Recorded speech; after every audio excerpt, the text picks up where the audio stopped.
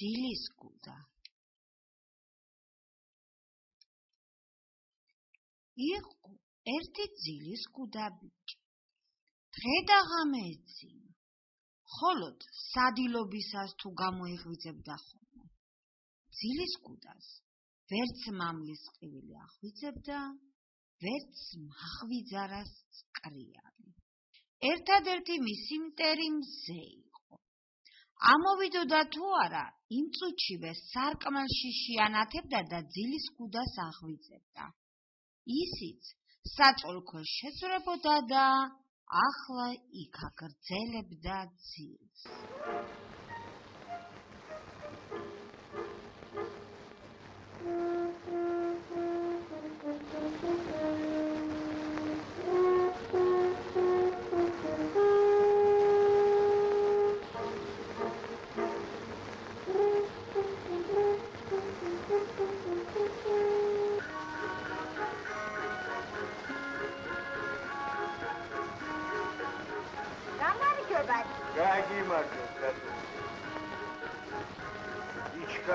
იჩქარე სკოლაში არ დაიბიანა.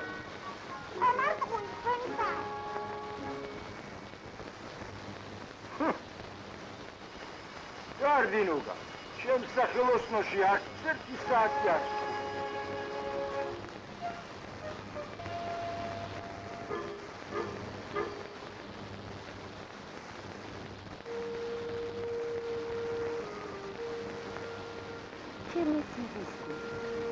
საუთმე კარადაში სკოლაში არ დაიბია.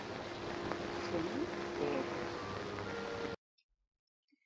ერთხელაც გაზაფხულზე დიდი წვიმა მოვიდა. ძილის კუდა შიმშილმა გამოაღვიძა. ადგა, დიდხანს ჭამდა. მერე ხალიჩას დავლო, ხელი დახის ძირში ჩრდილში წამოკოტრიალდა. აიმნიდან დიდედამ გადმოსძახა.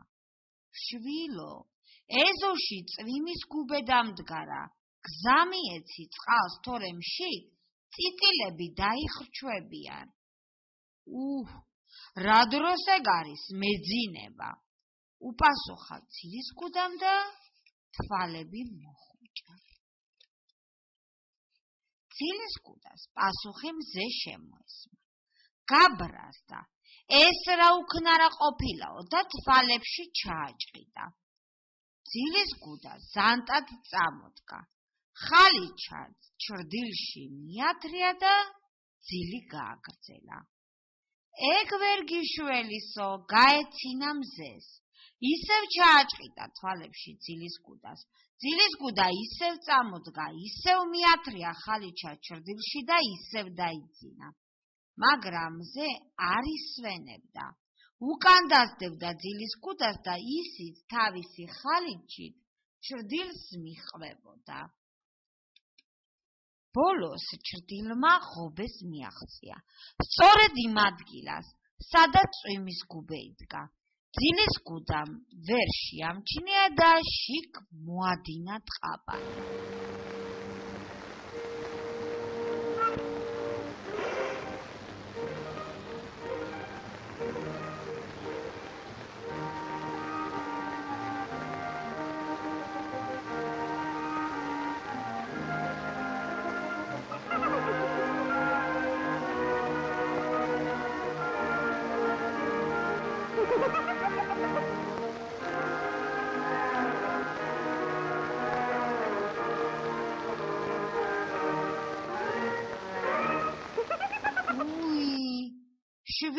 შვილი დამეხრჩო, იყვირა დიდედამ.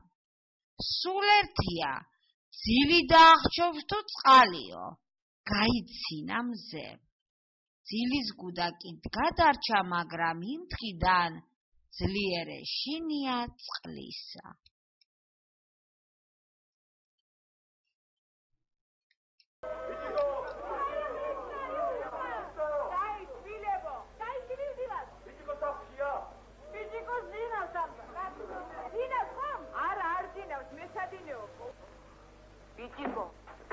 ბიჭიკო შესასწრებელი მთელი ქვეყანა ფეხზეა უკვე ადი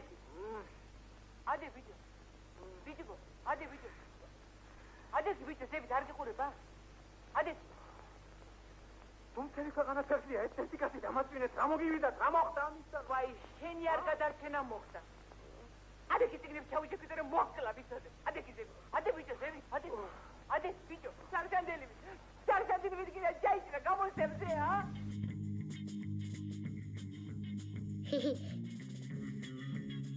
Why?